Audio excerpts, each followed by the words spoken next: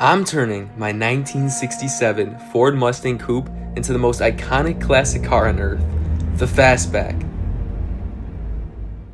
Chances are I'm just like you. We loved cars since we were kids. Car shows with our dads, walking into dealerships filled with multi-million-dollar machines that felt untouchable but lit a fire inside of us. We've all been asked that famous question by our friends, right? What's your dream car? My answer was always split between realistic and impossible. But here's the thing, I figured out a way to actually get my impossible dream car. It all started when I cut apart a coupe and turned it into a fastback.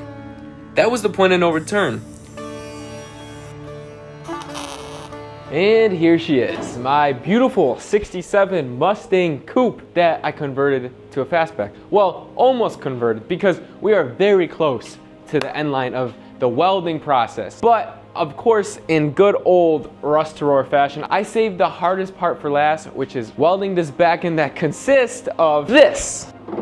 Now, that is the deck lid, but we'll get to that in another video because that will not be happening in this video. What will be happening in this video is this. So, in the last video, I got this whole front section done, chopped and welded, and a half of a new A-pillar, and we got the drip rail in. Now, although that was needed work and I got it done, it's annoying work and it took a lot of time that I could have applied to the bigger thing. And today is kind of another annoying piece. You see guys, on this backside here, this is my quarter panel, and this is my drip rail. Now the quarter panel butts up against this drip rail, and it butts up nicely on this side. Like, I barely have to work this at all. It's touching super close, just how I like it. So this is weldable right here. Now, do me a favor and remember this view. Remember what that looks like, because I'm gonna show you the other side. And that is the other side. If you don't have a picky eye, let me tell you that this gap right here is huge. And I could try to pound this down into this drip rail and kind of meet them together, but I don't want to ruin this lip here because there's a chrome piece that attaches to it. So what am I gonna do? Well, I think I found a solution, and you guys might call me crazy, but I have to try it. Well, here's the thing. I posted the end result of how I tried to solve this problem into a Mustang Facebook group, and the so-called experts had a field day. Half of them told me I completely screwed it up, and if they're right, this decision that I made in this video could throw the whole build off later. So now I've got to figure out, did I just make the wrong call? Once you guys see what I do, let me know what you think in the comments. By the way guys, a couple of you are about to score some tools, because I'm giving away 5 separate prizes to 5 of you who grab Enzo merch. We got the Icon Tool wrench set, we got a 1,000 foot-pound impact hammer with the battery and the charger, we got sockets for the impact hammer, we got a 24 karat gold 92 3/8 inch drive ratchet, and a welding helmet. Guys, the new merch just dropped and it honestly came out insane. I'm so excited to get mine and wear it to car shows. And if you watching, snag one with the link in the description. You become automatically entered to win this. This is the last week. 5 winners, 5 prizes. It's gonna be sick. So with metalworking, I'm gonna do this thing where I'm going to get a pencil. I'm going to essentially draw a line like this, and then imagine this metal's my fingers. I cut here, and then I can kind of push that against this quarter panel and fill the weld with gap. Oops, fill the gap with weld. Now I know what you're already saying. Anthony, why don't you just lift the quarter panel and push it more this way? Well, it's very perfect with this door gap, and it's very perfect in the back. Actually, it's not that perfect in the back, but close enough, where if I move this minimal here, it's gonna mess all this up a lot over here. I honestly am very scared to do this. No clue if it's gonna work, but it's my best guess. So without further ado, let's do that. I had to make sure the quarter panel sat perfectly against the inner structure. Since it's 3 layers of metal, the quarter panel and 2 inner pieces. I drilled pilot holes first, then drove in self-tapping screws to lock it down tight. That way it aligned completely flush. All right, so now this is fully flat and I'm comfortable enough to make my cut. I drew the straightest line I could with a flat edge and then freehanded the curve as best I could. Here goes nothing. This is a cutoff wheel on a long McGraw, I guess kind of die grinder, and I'm gonna use this to cut that line, and I'm very nervous to do this. The surgery procedure then began.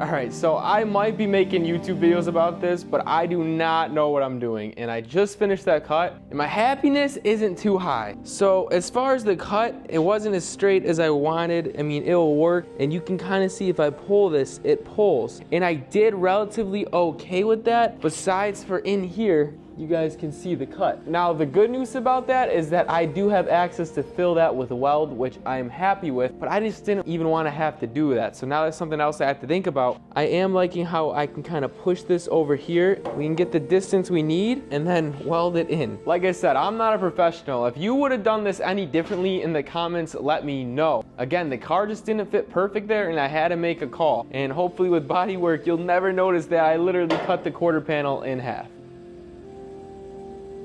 So I'm not saying I didn't expect this, but I was hoping that this gap wouldn't be too big. That's my reminder to do my homework tonight. Although I could fill this with weld with my skills at this point, burning holes, this has to be a patch. So I gotta get some metal and actually fit it in here and weld it, which makes it even more challenging because you gotta keep it even. Part of me just wants to fill it with weld, but that's not the right thing to do. So we're gonna make a patch and try to fill this panel. Now to get the shape that I need to trace on the metal to cut, I use painter's tape because it lays on super flat and then I can use a razor blade to cut it out and then trace it on the metal.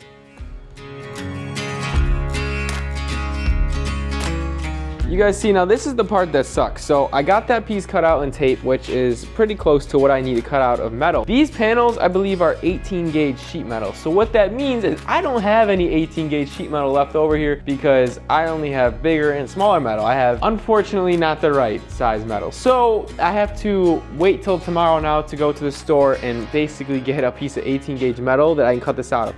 Now I could use like 20 gauge metal or even a thicker metal, but I really want to match it up because that's a sensitive piece there. All right guys, just like that, it's bright and early the next day, but just kidding. It's actually not bright and early, it's 12 o'clock, but I do got my piece and I am gonna go to Metal Supermarkets 30 minutes from here and get 18 gauge metal so I could do this properly. I hope they have it. Okay, and here is Metal Supermarkets in Buffalo, the place to be. And that is why I love Metal Supermarkets in Buffalo. I just got out, this guy right here. I come here a lot, I think they know my face. And I didn't have my wallet and I wanted to pay with Apple Pay and they didn't have that, so they said they'll catch me in the next one. But we got our 18 gauge steel right here, perfect thickness for our piece, and now we just gotta cut that piece out when I get back home. Back in the garage now after that little metal delay there. But it's just getting the temperature in here where, guys, I gotta turn the heater on and I'm super grateful that my dad's friend Teddy gave us this heater to put in because it gets cold and I hate working on this beautiful Fastback when it's cold. Now that is much better. So everything's going smooth. I got my tape line traced out on my metal and I'm just about to start cutting, but then this happened. Guys, I don't know what's causing this, but my hose is blowing up like a baboon's butt, and I don't even know if this is gonna explode on me, but I think I gotta release some air. That is not good. Like, why? Right as I'm about to cut, this happens. A hose? Come on.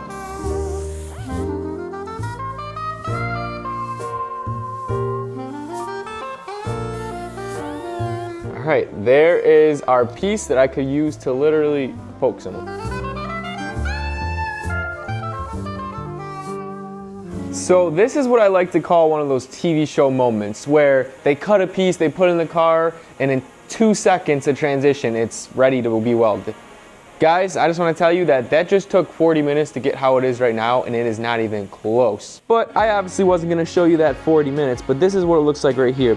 It's pretty flat, and honestly, I'm going to put a tack in here and then pound it and fit it to the rest because trying to get it to fit perfectly without welding it, it just keeps moving and stuff. So I wanted to prepare to weld it, so I threw on some weld-through primer so I could protect it from corrosion.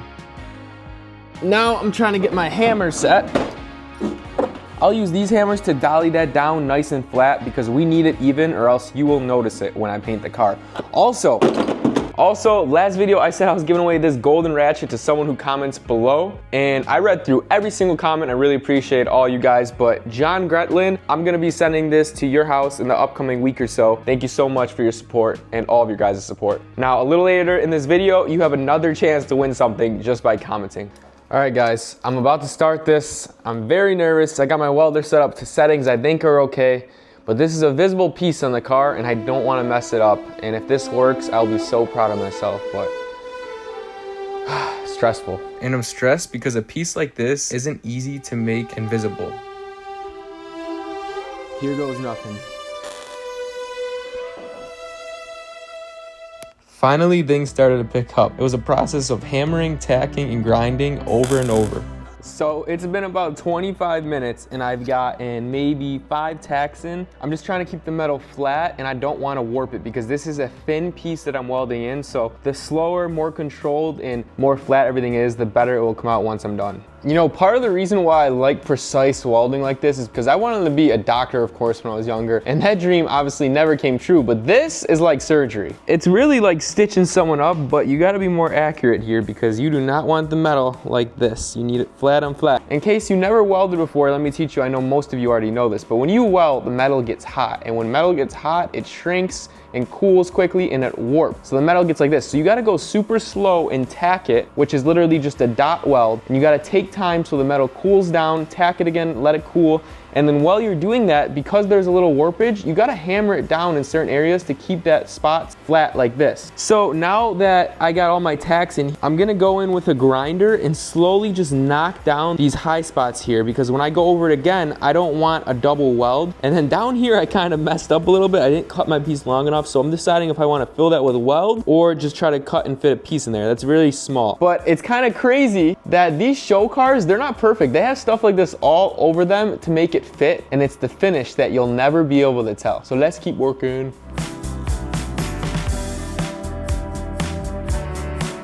So there's what it's looking like knocked down now. So you can see it's a lot flatter, like pancakes. Now I'm gonna go back in and fill all the voids, and then I'll probably have to do that 2 or 3 times so I don't warp it too bad. Not totally happy with how this fits. I didn't get it perfectly flat, but working this small is very hard, and I'm hoping that, you know, the bodywork will cover it up if it's bad. We'll see at the end.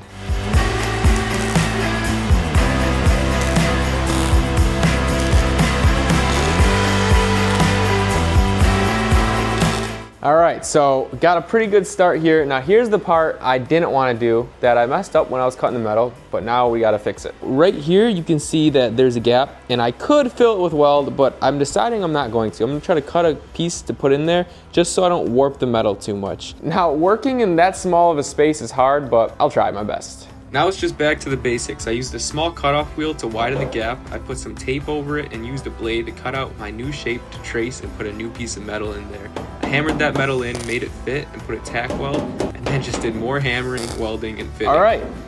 This area is now completely filled, nice and flush to this drip rail, and I didn't have to bend the drip rail at all. Now I'm gonna grind this down and try to smoothen it out, but I might have to go back to Harbor Freight. My dad just got out of work and he brought home this beautiful chicken cutlet sub for me. And I'm so hungry because I've been working in the garage all day and I wanted food. This is my sister, Brooke. Oh, and that's Enzo, who the car is named after. Enzo!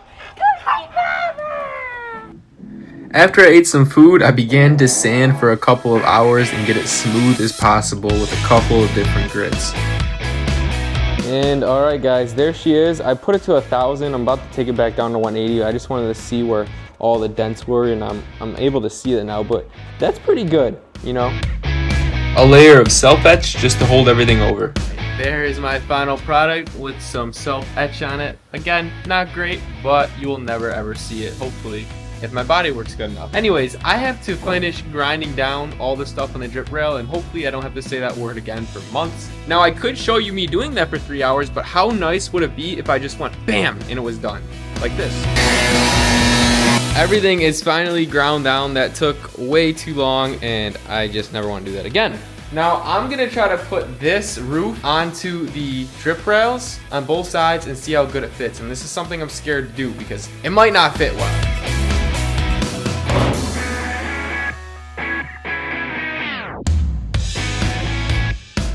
since I moved that piece, I just found that it pushed this all the way over, so now it's not aligned with this.